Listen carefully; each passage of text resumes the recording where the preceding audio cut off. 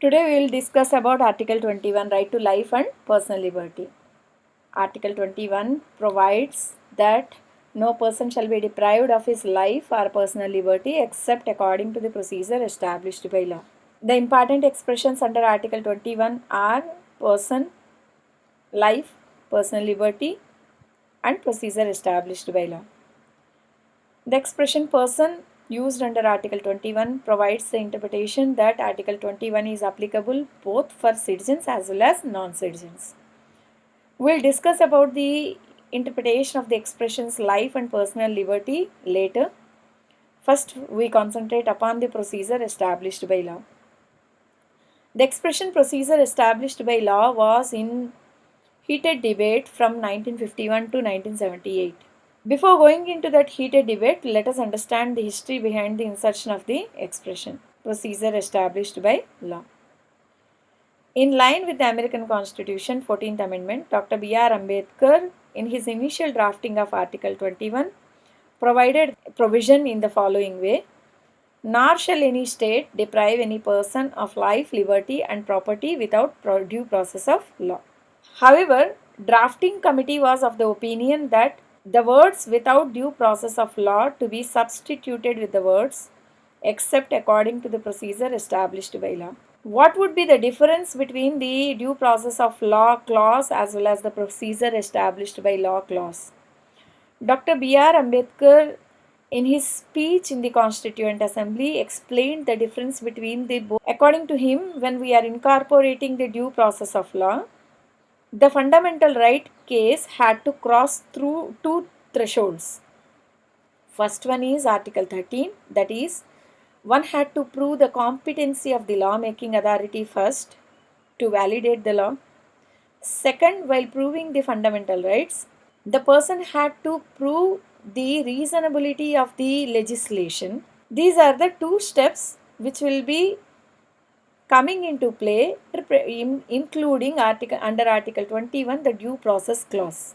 Further, Dr. B.R. Ambedkar said, when we are simply using the procedure established by law expression under Article 21, then the fundamental right case had to cross only one threshold, that is, proving of the competency of the lawmaking authority.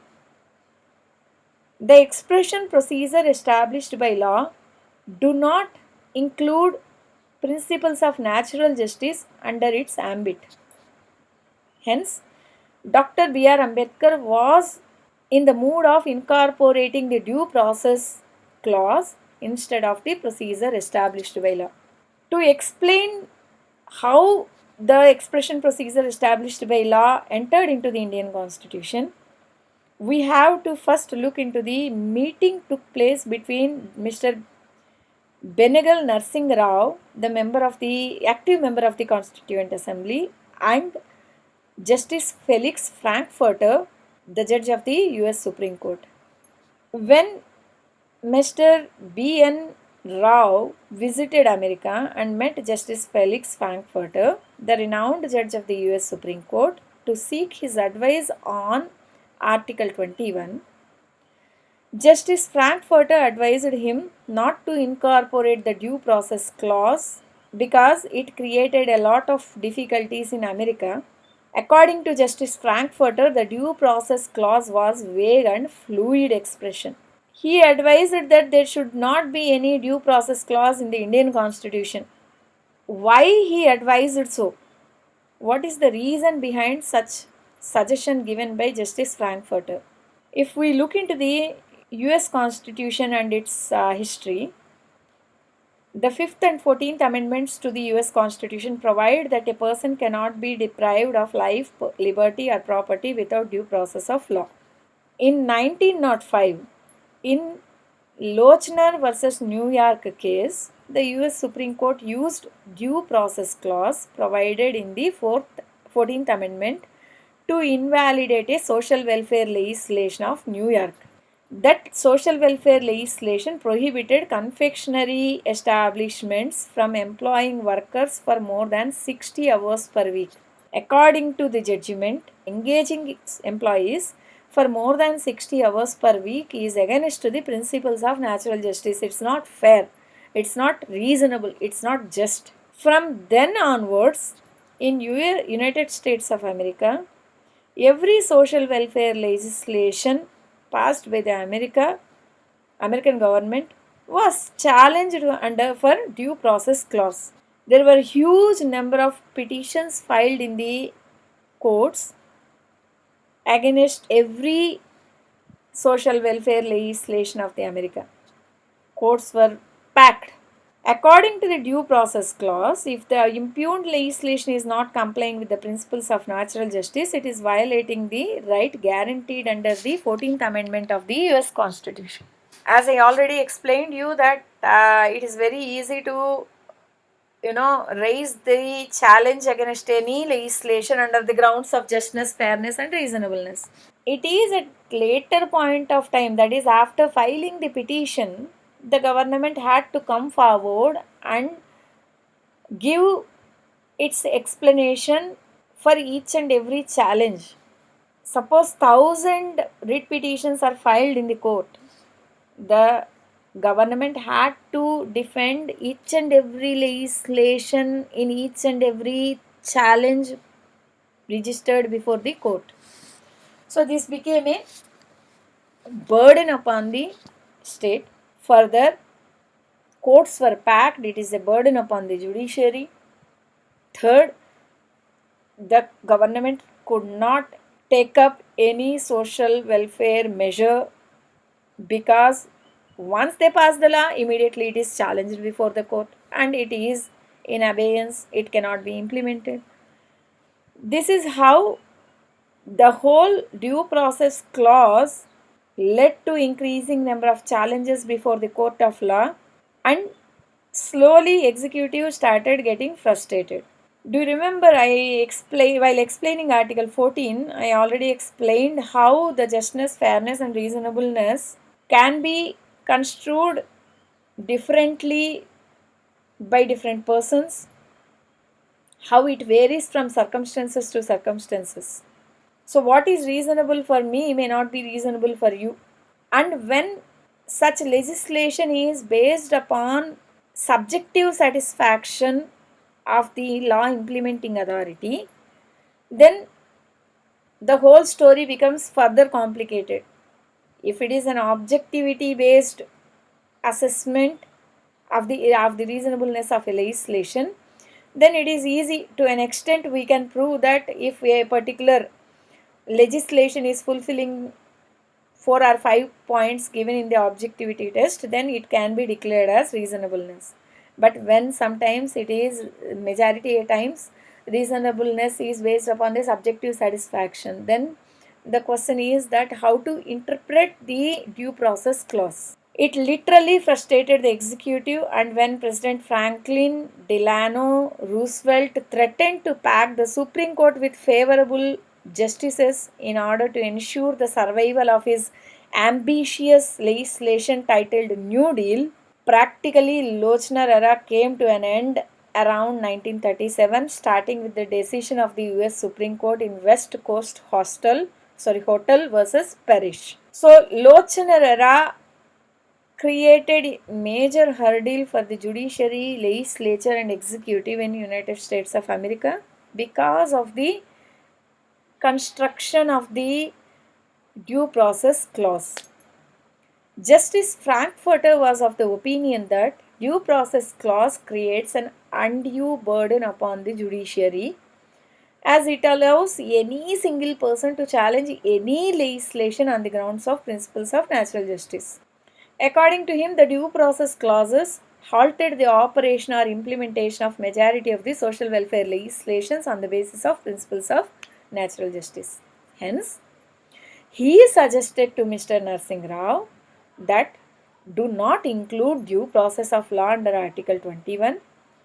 If you include, it will pack the Indian courts with writ petitions against every legislation, and legislature and executive will have trouble in enforcing even a single legislation. It is not a good situation for a country like yours, which is just came out as a sovereign country. You have lot many challenges to deal in terms of social development, social welfare.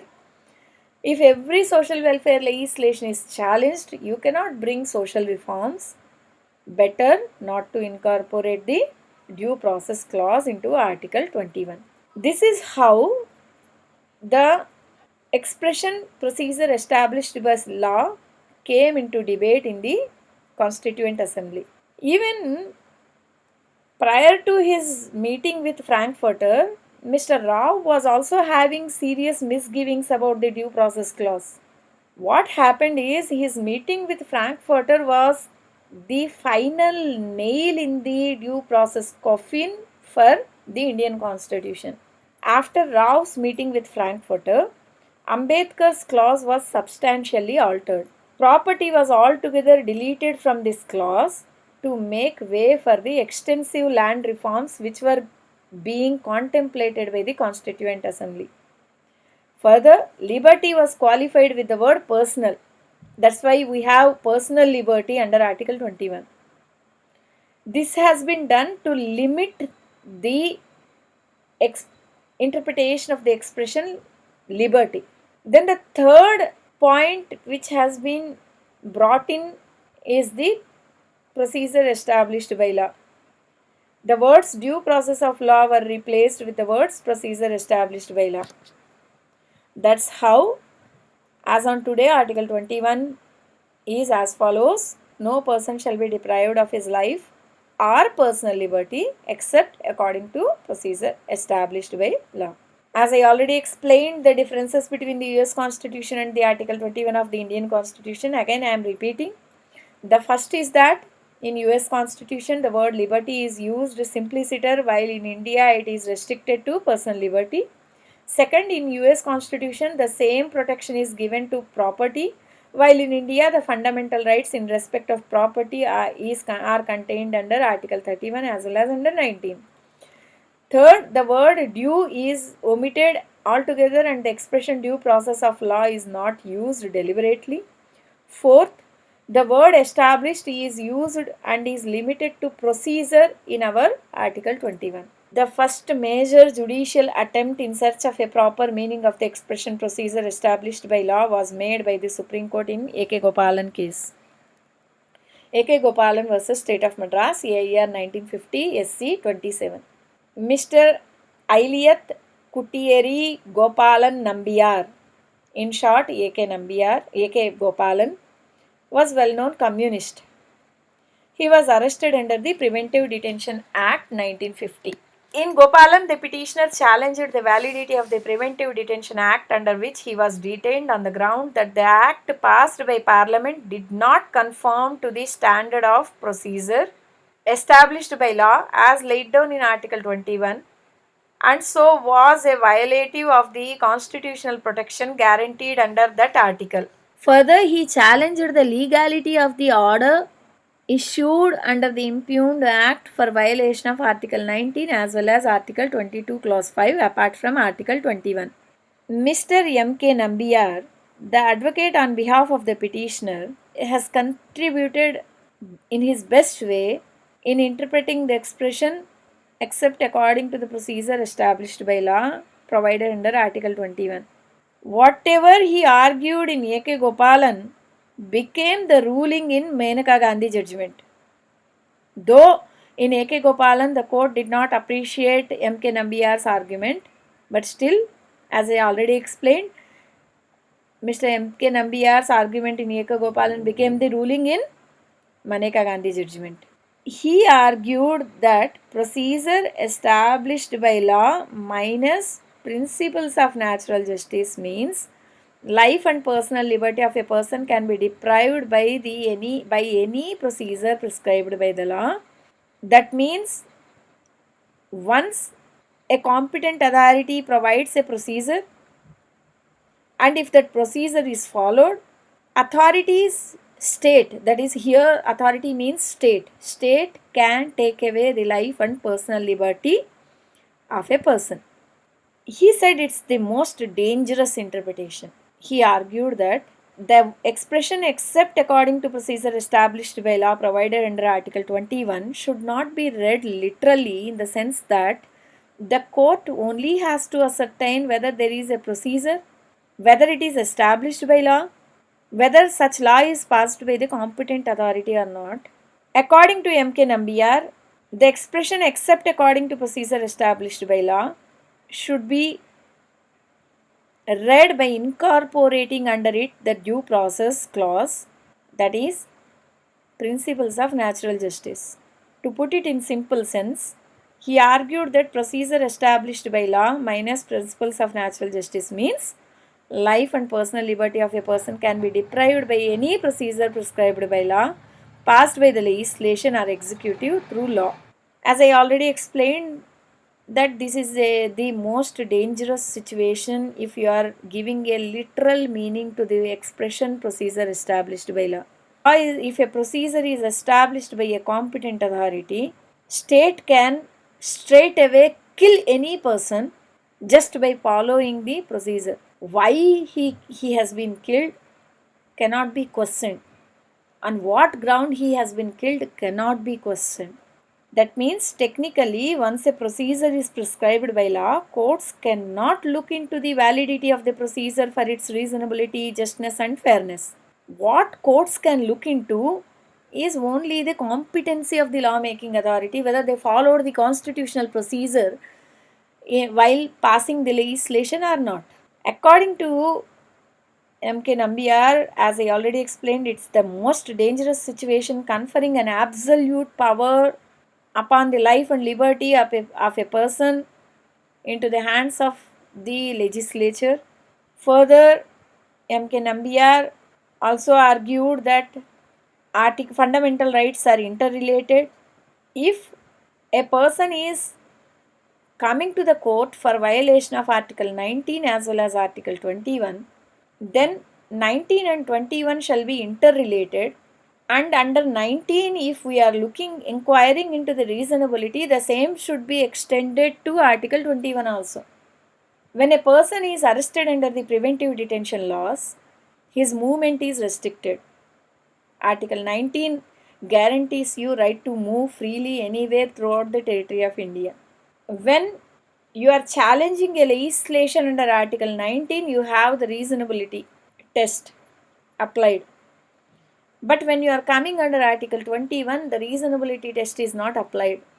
So according to Nambiar, even by considering that Article 21 is interpreted literally for the expression procedure established by law, still by cumulative reading of 19 and 21, we can incorporate the reasonability clause under Article 21 also. But the state contended in this case that the words procedure established by law meant simply any procedure established or prescribed by a state made law. Second, they argued that Article 19 is available only for citizens, and the liberty or the freedoms guaranteed under Article 19 are very specific. So 19 cannot be interrelated with Article 21. Article 21 do not incorporate under its ambit the reasonability test. Hence, these provisions shall be read in silos. Now coming to the judgment part. Chief Justice Kania interpreted the expression procedure established by law in Article 21 to mean not a procedure established in accordance with rules of natural justice, but procedure prescribed by the legislature at any given time. We can say Supreme Court placed a narrow and restrictive interpretation to Article 21 and held that procedure established by law do not include due process clause. Further, court said that it is not right approach to import the due process clause into India under Article 21 without importing the doctrine of police powers. What are police powers? Doctrine of police powers. It is the state powers to restrict the life of a common man. In United States of America, state cannot restrict the life of a common man without showing just, fair and reasonable grounds. In India, we do not import doctrine of police powers. In India, we do not apply doctrine of police powers. Hence, Court in this case held that without importing doctrine of police powers, importing due process clause will amount to further complications. Hence, we cannot give a expansive interpretation to the expression procedure established by law so as to include principles of natural justice. Hence, the procedure prescribed by the competent authority through law cannot be questioned further, and by following the same thoroughly, state can deprive following the procedure laid down in the law thoroughly, state can deprive a person's life and personal liberty. Further, as I already explained about the argument of the petitioner to interrelate Article 19 with Article 21, court here clearly denied the argument of the petitioner and held that Article 19 and 21 cannot be interrelated. The court applied the doctrine of mutual exclusivity of fundamental rights and held each and every fundamental right operates in its own ambit in silos. Hence, because the ingredients or the requirements of each and every fundamental rights are totally different from each other. Further, the court here held that Article 21 is excluded enjoyment of the basic freedoms guaranteed under Article 19 because Article 19 postulates legal capacity to exercise the rights guaranteed by it, and if a citizen loses his freedom by detention, he cannot claim the rights under Article 19 subclause A to G. Consequently, a law of detention could not be challenged on the touchstone of Article 19. To put it in simple, a preventive detention law cannot be challenged under Article 21, and also not under Article 19. Article 19 is not available to the citizen who has been arrested under the preventive detention law. The only positive point in this case is that the court, while dealing with Article 22 Clause 5 violation, held that the impugned legislation is violating Article 22 Clause 5, which we will be dealing in the subsequent presentation relating to Article 22. That is the only positive point which is there in the A.K. Gopalan, and rest of the things are very narrow and literal interpretation of the expression procedure established by law, which was considered by the critics as the most dangerous situation. According to them, any legal system without principles of natural justice is not a civilized legal system. Principles of natural justice is the base of the civilized society. Hence, everybody started criticizing the view taken by the majority in A.K. Gopalan versus State of Madras. Now coming to the dissenting view of Fazl Ali, Justice Fazl Ali. Justice Fazl Ali dissented from the majority view, and the dissenting opinion of the judge forms an interesting contrast to the attitude of the majority. According to Justice Fazl Ali, it is permissible to interpret the expression procedure established by law as meaning all that the American writers have read into the words procedural due process, that is, due process clause.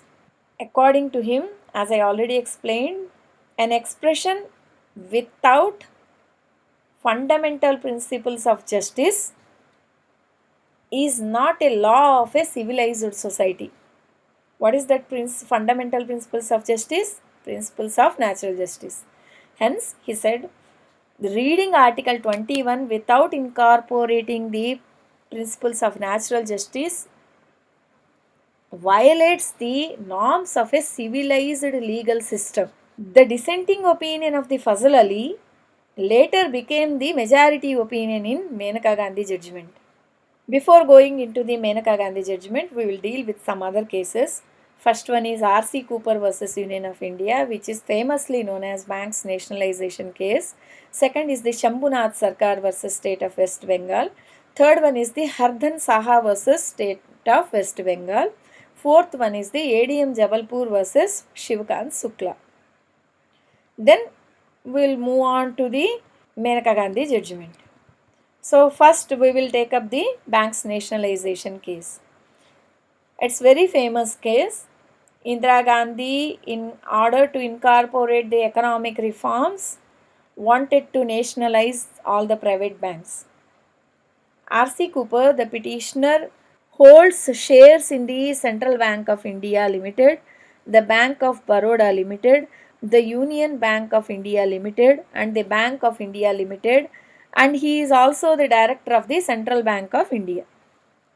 When all these private banks were nationalized through a legislation, that is Banking Companies Acquisition and Transfer of Undertakings Act 1969, he approached the court for violation of the rights guaranteed under Article 14, 19 and 31. I am not going into the other details of the case. What is relevant here is the question which was raised with regard to the interrelation of the fundamental rights.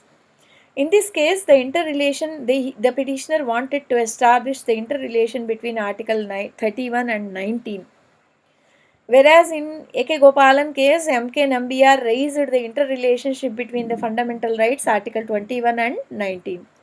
Whichever may be the fundamental rights, but the question is about can we interrelate these fundamental rights or not.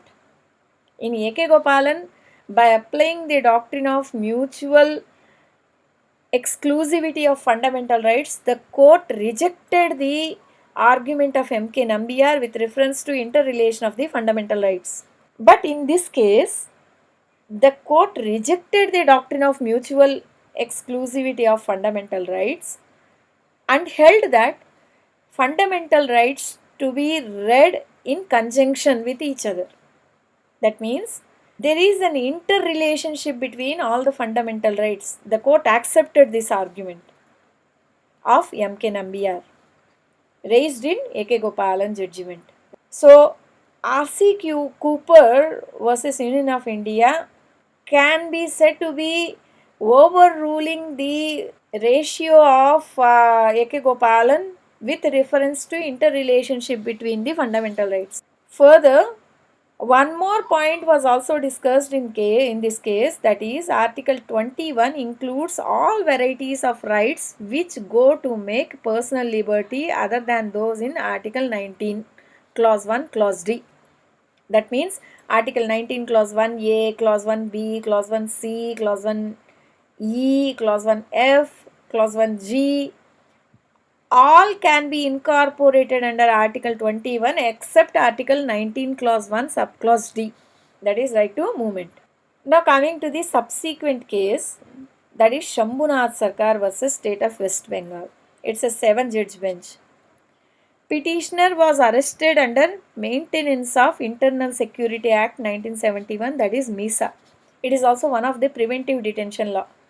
So, leaving apart the bank's nationalization case, A.K. Gopalan and Shambhunath Sarkar falls under one line, that is a challenge against a preventive detention law. Here Shambhunath Sarkar challenged the provisions of MISA for violation of Articles 14, 19, 21 and 22. So obviously the same set of arguments were raised, whatever was argued was raised in the A.K. Gopalan judgment. The court in this case followed the bank's nationalization case judgment and rejected the doctrine of mutual exclusivity of fundamental rights and interrelated Article 14, 19, 21 and 22. So we can say that this case also overruled the A.K. Gopalan judgment. Further, in this case, it was also held that preventive detention laws can be challenged under Article 14. Do you remember when I was explaining about A.K. Gopalan, I said that the court construed Article 19 as not as a competent ground to challenge the preventive detention laws. So that particular ruling of A.K. Gopalan was overruled in Shambhunath Sarkar. Hence, from here onwards, the preventive detention laws can be challenged for violation of Article 19 also. So, this is considered as a development over A.K. Gopalan's narrow interpretation of the Supreme Court. Now comes Hardan Saha versus State of West Bengal. This is a 5-judge bench judgment. In this case, again, the MISA provisions were challenged for violation of Article 14, 19, and 19, 21, and 22, Clause 5. This case, as I said, exactly follows Shambhunath Sarkar as well as A.K. Gopalan. But the only difference is the rulings of Shambhunath Sarkar, which overruled the A.K. Gopalan, were followed in Hardhan Saha. In this case also, there was rejection of the doctrine of mutual exclusivity of fundamental rights. And they also applied Article 19 against MISA, which is a preventive detention law. So we can say to an extent that Hardhan Saha can be considered as an established authority which is in line with Shambhunath Sarkar judgment. Now comes ADM Jabalpur versus Shivakant Sukla, the most famous case, habeas corpus case, which has been said to be overruled by the privacy judgment. Now coming to the facts of this case, on November 1974, the President of India, in exercise of the powers conferred under Article 359 Clause 1, declared that the right to move any court with respect to orders of detention which have already been made or hereafter be made under MISA 1971 Section 3 Clause 1 Subclause C for the enforcement of Articles 14, 21 and 22 Clause 4 to Clause 7, and all proceedings pending in any court for the enforcement of any such rights with respect to MISA shall remain suspended for a period of 6 months from the date of issue of the order.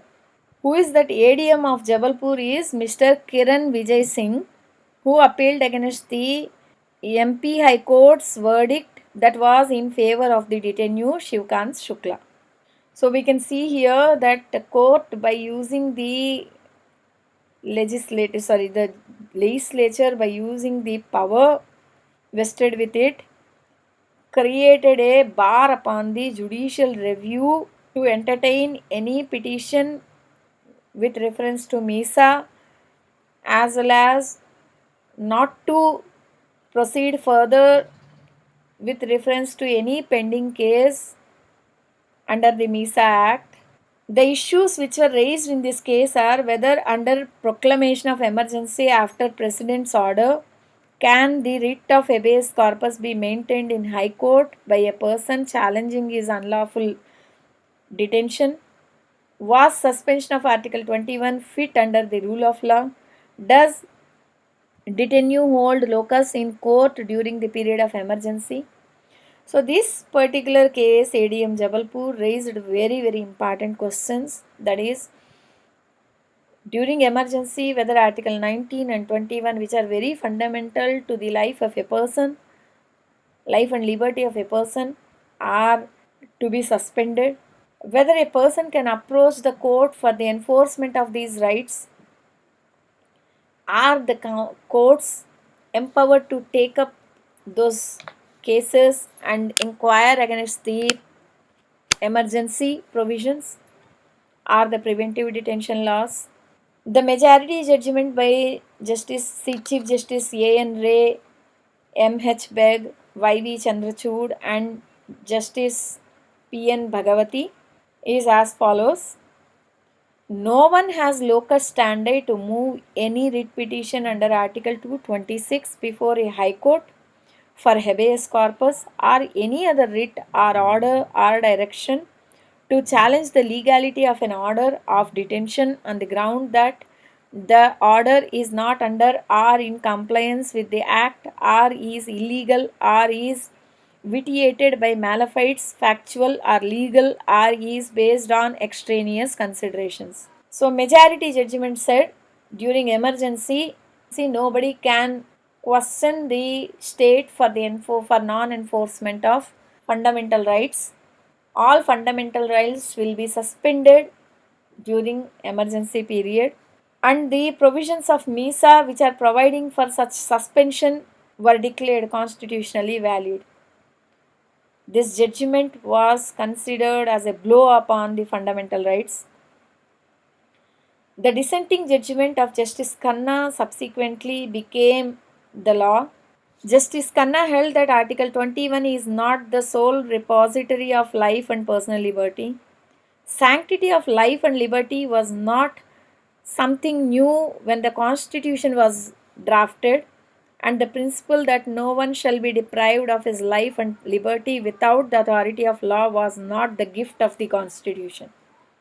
He said, the right to life and liberty are vested with the person as part of human rights are the natural rights.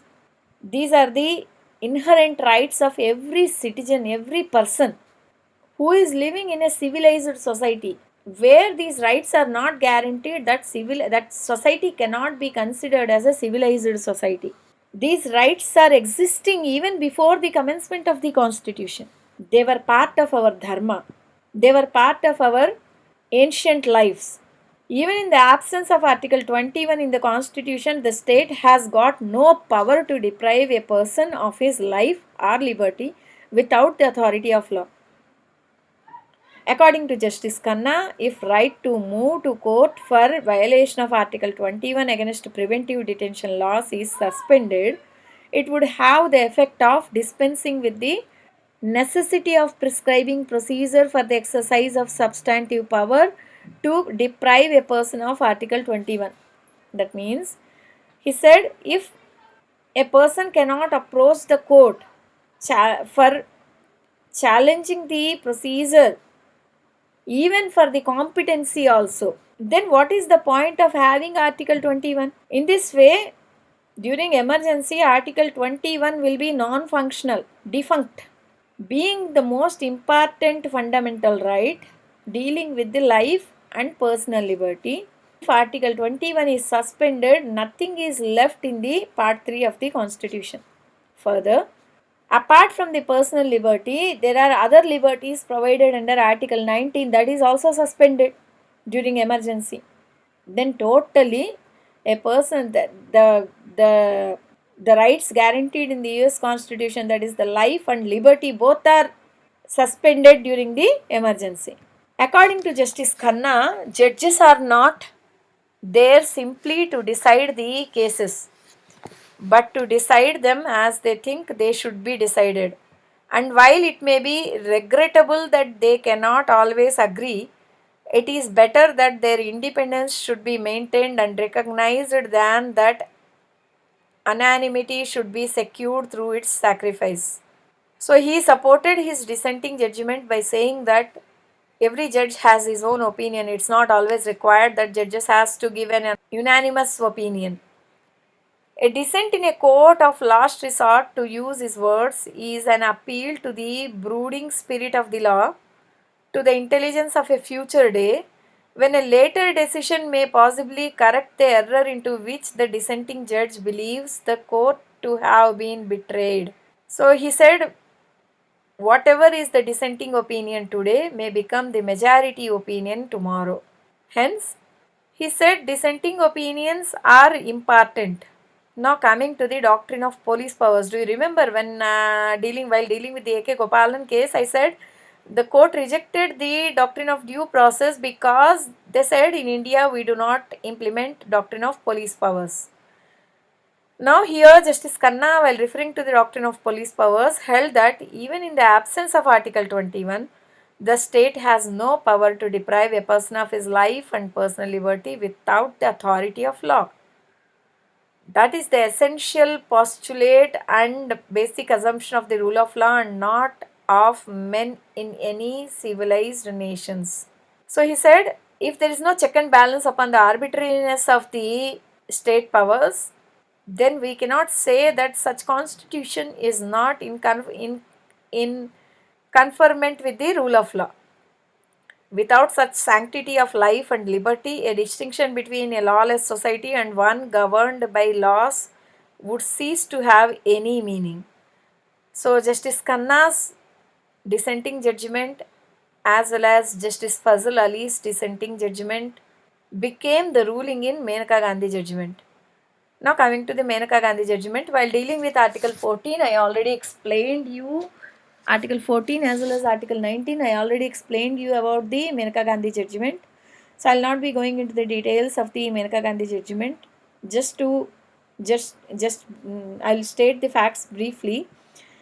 Maneka Gandhi was issued a passport on June 1st, 1976 and the Passport Act 1967. On 4th July 1977, petitioner received a letter from the regional passport officer, Delhi, intimating that Government of India impounded her passport. Maneka Gandhi was required to surrender her passport within 7 days from the receipt of the letter. Maneka Gandhi wrote letter to regional passport authorities to furnish the grounds on which her passport was impounded. Reply was very simple, that is, the ground mentioned was in the interest of general public, which is very vague. Then Maneka Gandhi challenged the impugned order of the regional passport authority. The background, which I already explained while dealing with Article 19, Clause 1, Subclause D, is Satwant Singh Sahani case. I'll not go into that details. The issues raised were with reference to Article 14, Article 19, Clause 1, Subclause A, Article 19, Clause 1, Subclause C, Article 19, Clause 1, Subclause G, as well as 21. So we'll deal only with Article 21. Here, the court first interpreted the word personal liberty provided under Article 21. They said the expression personal liberty provided under Article 21 should be given the widest amplitude, and it should cover all varieties of rights which provides liberty to the individual. That is, whatever the liberties provided under Article 19 should be incorporated under Article 21, that is under the expression personal liberty. That is, right to speech and expression is part of personal liberty. Right to movement is part of personal liberty. Right to reside anywhere in India is part of personal liberty. Personal freedom here means the freedom of every law abiding citizen to think what he want, to say what he want, and to go where he want without any hindrance from any other person or state. Despite all the great changes that have come about in the other freedoms, this freedom has in our country remained intact. That's what has been laid down by Krishna Iyer in the Maneka Gandhi judgment. The phrase procedure established by law to be considered as due process of law, including the principles of natural justice. So, here the court expanded the interpretation of the word personal liberty to incorporate all the liberties guaranteed under Article 19. Second, they expanded the interpretation of the word procedure established by law by incorporating the principles of natural justice under it. That means, literally, we imported the due process clause of the United States of America into the Indian Constitution. So, this case overruled A.K. Gopalan's verdict. The court held right to travel abroad is included under Article 21.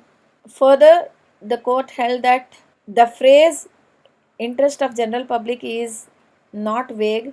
Even under Article 19, Clause 2, as well as in other reasonable restrictions provided under Article 19, there is use of the word interest of general public.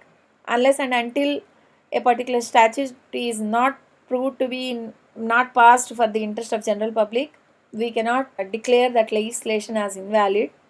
So here, when court looked into the restriction imposed under Section 10, Clause 3, Subclause C of Passport Act, the court held that this restriction has been imposed in the interest of the general public. Hence, proving of the expression interest of general public differs from case to case. It is not vague. Then further, in this case, the court held that rights discussed under Article 19, Clause 1, Subclause A and Article 19, Clause 1, Subclause Z are not confined to the territorial limits of India. Now comes the subsequent case, Sunil Batra versus Delhi administration. After overruling A.K. Gopalan case, there is a huge change in the criminal justice system in India. The criminal justice system has been filled with the principles of natural justice at every step of the trial or investigation. In this case, the petitioner, who was a convict under sentence of death, challenged his solitary confinement. According to the petitioner, Section 30, Clause 2 of the Prisons Act does not authorize placing a prisoner under sentence of death in solitary confinement, and that the jail authority could not arrogate to itself the power to impose such punishment under the grab of giving effect to Section 30, Clause 2. When he has been put under the solitary confinement, he challenged basically that under what provisions you are putting me under the solitary confinement. They said if the jail authorities feel that there is an imminent danger of the convict of death sentence creating any danger to the jail ambience or creating or damaging himself, causing a physical damage to himself, then he can be kept in the solitary confinement. State argued that the section merely permits statutory aggregation for safety of the prisoner in the prisoner's own interest, and that instead of striking down the provision, the court should adopt a course of so reading down the section as to denude it of its ugly inhuman features.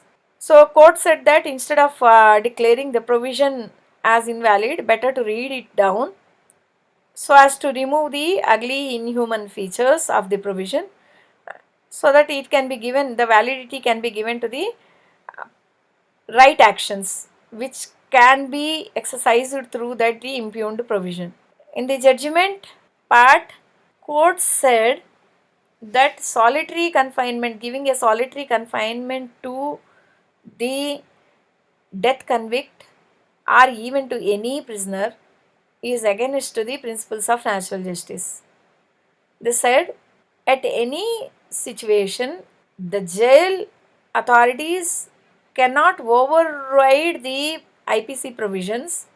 Never IPC provisions provided the power to the jail authorities to impose a solitary confinement upon any convict or even to an under trial. Even and when a person is posing imminent danger in accordance with the jail authorities, still that person should be provided a decent treatment. Even when he is confined separately, he should be kept in such a place that he can listen the voices of the others, and other jail inmates can see him. Further, he should be provided the right to sit and have his lunch, dinner, breakfast with the other jail inmates.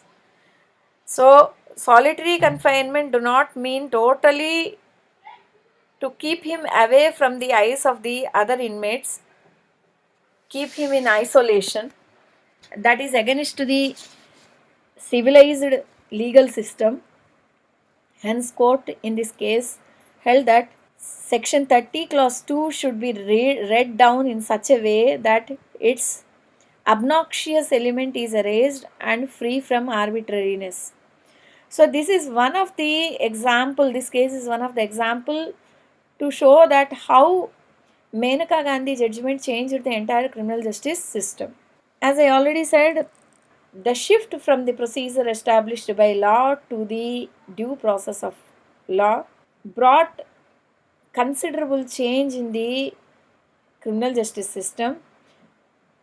We can see that through Kartar Singh versus State of Punjab, Volga Tellis versus Bombay Municipal Corporation, how court included the principles of natural justice when we are dealing with when they were dealing with Article 21. These are some of the areas provided under the Criminal Procedure Code where the principles of natural justice were incorporated post Menaka Gandhi judgment, in terms of bail, in terms of arrest, in terms of investigation, in terms of prosecution, in terms of trial, evidence recording. Everywhere the criminal procedure is now filled with the principles of natural justice. The person has to be heard, the person has to be informed about the grounds, At the time of the arrest, he should be given the chance to consult his lawyer. He should be given the relevant documents basing upon which he has been arrested. Then subsequently he should be given the right to confront witnesses. Likewise, CRPC is filled now after Menaka Gandhi judgment with principles of natural justice. Now coming to the interpretation of the word life. In Moon versus Illinois, the court held that life means something more than mere animal existence. The inhibition against its deprivation extend to all those limbs and faculties by which life is enjoyed. Article 21 enhances not only physical embraces not only physical existence but also quality of life. Article 21, that is right to life, includes right to live with human dignity, namely adequate nutrition, clothing and shelter, facilities for reading, writing, and expressing oneself in diverse forms, freely moving and mixing and commingling with fellow human beings. So, Justice Bhagavati in Francis Corelli versus Delhi held that right to life includes everything which is related to the limbs and faculties by which life is enjoyed. Now, coming to the interpretation of the expression personal liberty, once we related Article 19 with Article 21, the expression personal liberty has been given the expansive meaning. So, personal liberty now includes right to freedom of speech and expression, right to practice any profession, right to trade, right to move freely throughout the territory of India, right to reside anywhere, right to form association, right to be the part of any association. Article 21 now incorporates right to fair trial, right to quality life, right to medical care, right to livelihood, right to dignity, right to privacy, right to sleep, right to shelter, right against sexual harassment, Vishaka judgment, right to internet, the Jammu and Kashmir judgment, right to reputation, right to die, Aruna Shambhag judgment, right to health, right to sleep, Ramlila Maidan judgment, right to education, Unni Krishnan judgment, right to fair trial, Hussain Ara Khatun judgment. This is how there are many angles which have been incorporated under Article 21. Many of these cases were dealt while dealing with Article 14 and 19. So I am not going to repeat all those cases again. But we can say that now Article 21 has an extended view by expanding the meaning of the life and personal liberty. Now coming to the important interpretations which came out in the recent times.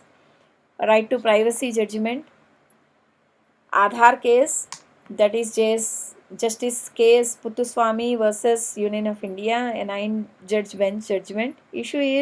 Relevant issue is whether privacy is a constitutionally protected value.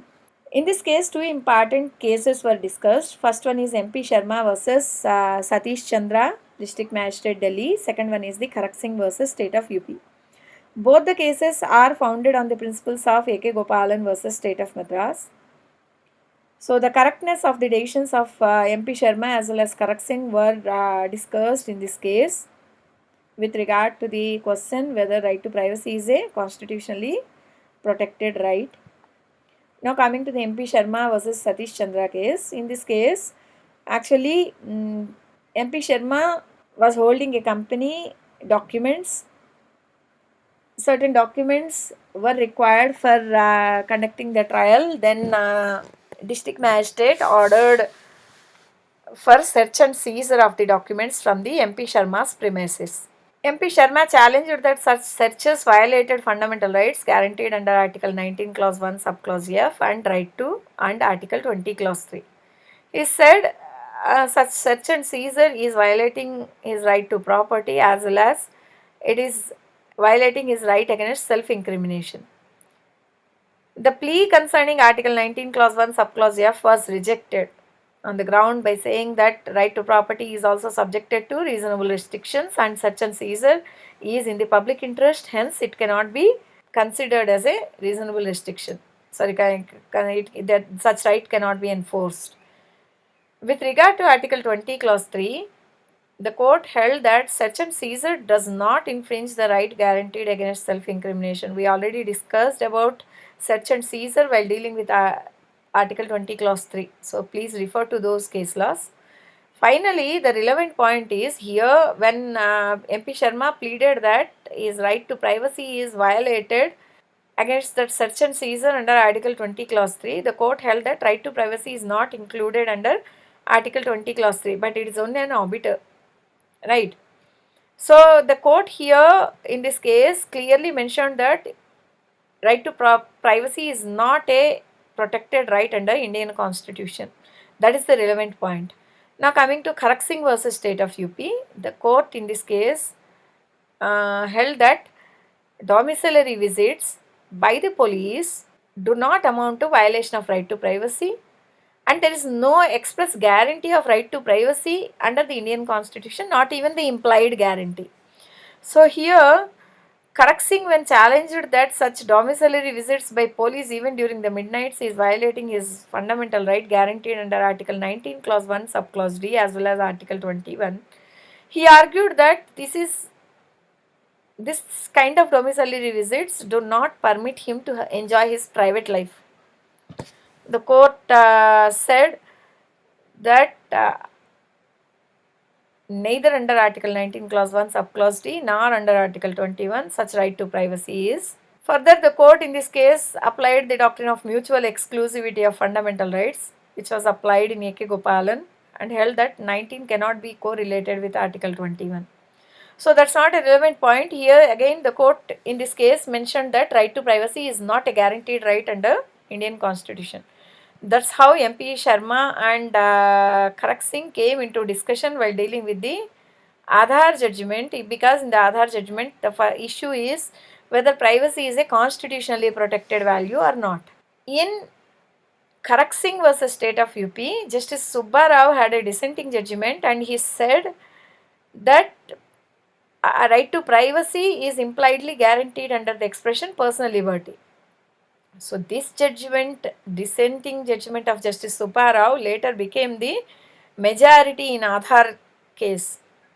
In Aadhaar case, the court overruled the MP Sharma as well as the Kharak Singh judgment and held that right to privacy is protected as an intrinsic part of right to life and personal liberty under Article 21, as well as the informational privacy. Now coming to the another area, fair trial versus and speedy trial, possibility of fixation of time frame for the conclusion of criminal trials. As I already explained in previous slides that right to fair trial is part of Article 21 after Hussain Ara cartoon case. Now fair trial includes speedy trial.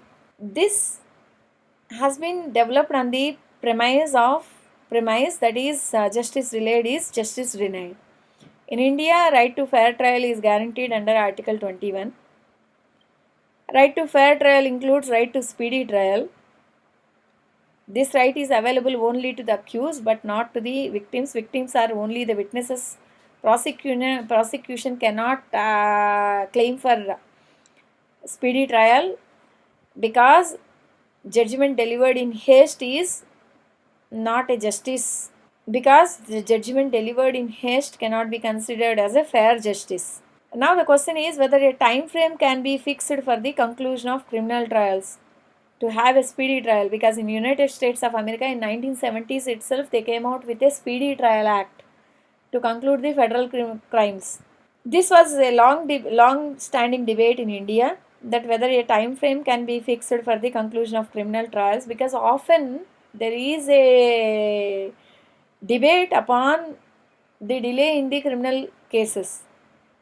A case filed in 1970 is still pending in the lower courts even as on today, that is in the year 2020. So in Rajdev Sharma versus State of Bihar 1, that is the first case of Rajdev Sharma, The Honorable Supreme Court attempted to define a time frame for the disposal of the criminal case. They said in cases where the trial is for an offence punishable with imprisonment for a period not exceeding 7 years, whether the accused is in jail or not, the court shall close prosecution evidence on completion of a period of 2 years from the date of recording the plea of the accused on the charges framed, whether prosecution has examined all the witnesses or not within the said period, and the court can proceed in the proceed to the next step provided by law for the trial of the case.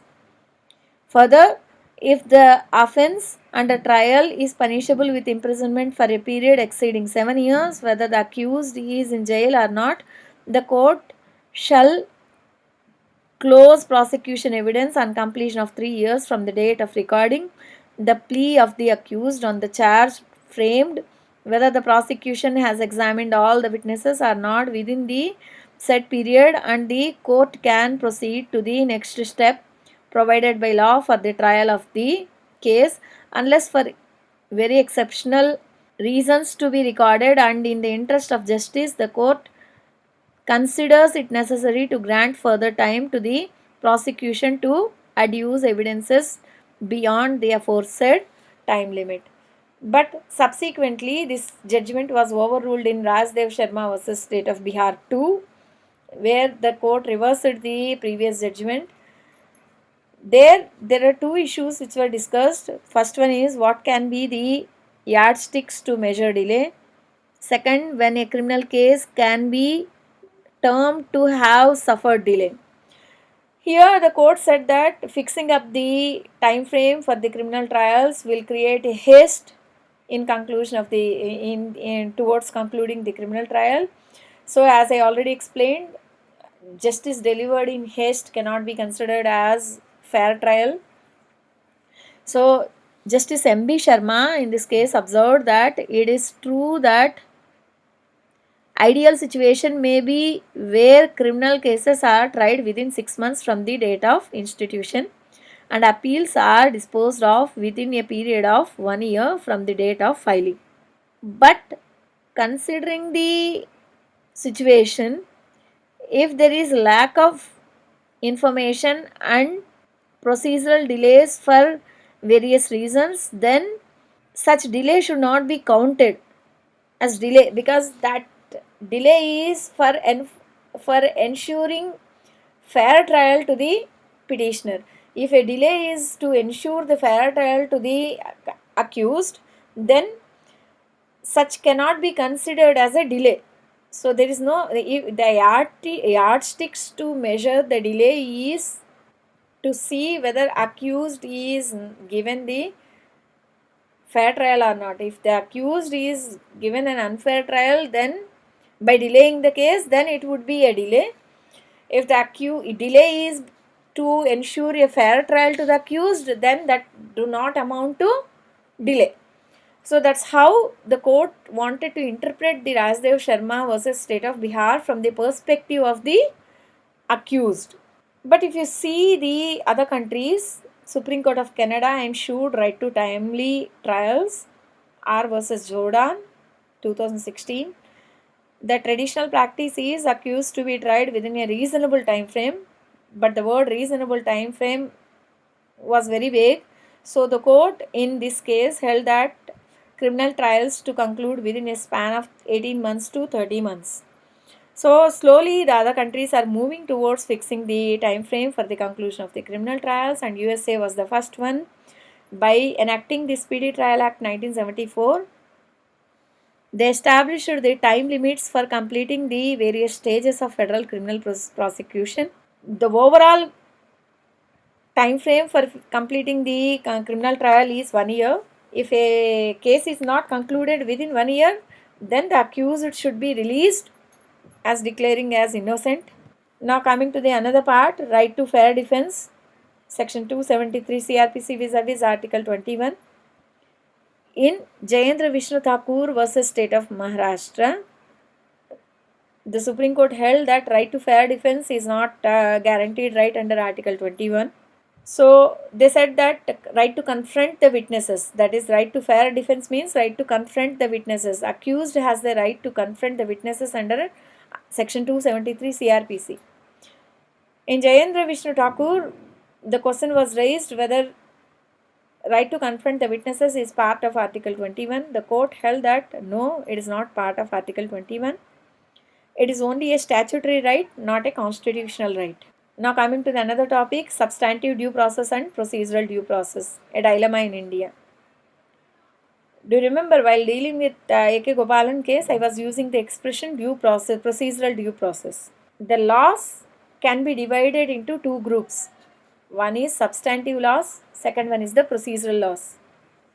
IPC comes under the substantive law, CRPC comes under the procedural law, CPC is a procedural law. According to Article 21, no person's life or personal liberty can be taken away without the procedure established by law. That means Article 21 can be invoked only against the procedural laws or procedural provisions. Sometimes you can clearly demarcate which one is the procedural law, which one is the substantive law. That is, as I already given the example, IPC is a procedural substantive law and CRPC is a procedural law. Sometimes what happens that procedural provisions as well as substantive provisions will be clubbed under one particular law. That's an hybrid law, which is incorporating even the substantive provisions as well as the procedural provisions. In such a case, Article 21 to be interpreted only against the procedural provisions in such a law, hybrid law, not against the substantive provisions. After Menaka Gandhi judgment, it's the procedural due process which is applied in India, not the substantive due process, because Article 21 deals only with the procedure. Whereas in case of United States of America, against the 5th and 14th Amendment, they incorporate both the substantive due process as well as the procedural due process. That means there you can challenge substantive laws as well as the procedural laws against the rights guaranteed under the 5th Amendment as well as the 14th Amendment.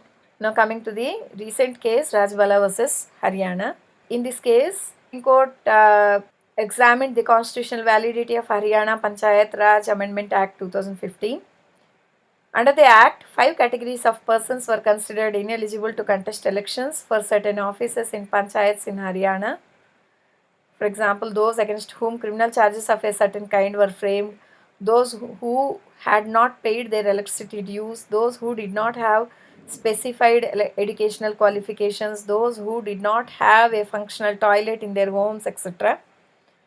The act was challenged on the ground that it was wholly unreasonable and arbitrary and therefore violative of Article 14 of the Constitution. The Supreme Court, while examining the possibility of applying the substantive due process in this case, held that in India, under Article 14 and 19, one can apply both substantive due process as well as procedural due process, but under Article 21, only procedural due process can be applied, because the language of Article 21 is limited only to the procedure established by law. It do not incorporate substantive laws under its ambit. Hence, Article 21 can be invoked only against the procedural reason for the procedural testing the procedural reasonableness of the procedural laws, and Article 14 and 19 can be applied even against the procedural laws as well as against the substantive laws to test their reasonability.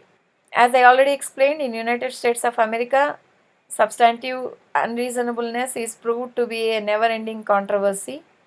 The reason stated by the court in Rajbala for rejection of substantive due process under Article 21 is that in United States of America, substantive due unreasonableness is proved to be a never-ending controversy. Criticism to substantive due process is that it seeks to set up the courts as arbiters of the wisdom of legislature in enacting a particular piece of legislation. No enactment can be simply struck down for being arbitrary unless it is proved that same is violating any one of the fundamental rights guaranteed under Part 3. If a law is declared unconstitutional simply because it is arbitrary, it amounts to encroachment into the legislative domain. So, even in judicial review against administrative actions, the scope of judicial review is limited to three grounds only: unreasonableness, which can more appropriately be called irrationality; illegally; procedural impropriety. So, substantive due process cannot be applied in India against the Article 21. But what happened that in Ram Leela Maidan case as well as in Sakshi versus State of Karnataka, the Supreme Court repeatedly held that substantive due process and procedural due process generally are part of Indian constitutional law under Article 21. So Rajbala is literally against the rulings of Ramlila Maidan as well as Selvi versus State of Karnataka. Now coming to the another case, Bombay High Court judgment, that is in Sheikh Zahid Mukhtar versus State of Maharashtra. Recently, State of Maharashtra came out with a legislation, Maharashtra Animal Preservation Amendment Act 1995, which is famously called as the Beef Act. Section 5D of the Beef Act made it a criminal offence to have in one's possession in the state of Maharashtra the flesh of a cow, bull or bullock slaughtered outside the state of Maharashtra. The question was whether this provision violated the right to privacy under Article 21 of the Constitution. Section 5D was struck down by the court. It was held that the right to privacy is a part of right to life under Article 21 and that the right to eat the food of one's choice, if the food itself is not injurious to health, is part of right to life, the right to privacy. So here Section 5D is a substantive provision. Court applied Article 21 against the substantive provision and declared it as violative of Article 21. Here in Bombay High Court clearly deviated from the Rajbala judgment and applied the substantive due process.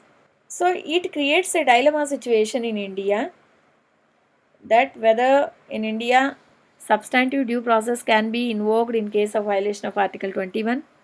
Is there any express bar upon invoking substantive due process in case of violation of Article 14 and 18? With this, I'll end my presentation, but you can see that Article 21 related cases were dealt elaboratively under Article 14, under Article 15, Article 19, 17, 18, everywhere. So that's why I limited my presentation only to those areas which are new, controversial, or which raises the research questions with reference to Article 21. Okay.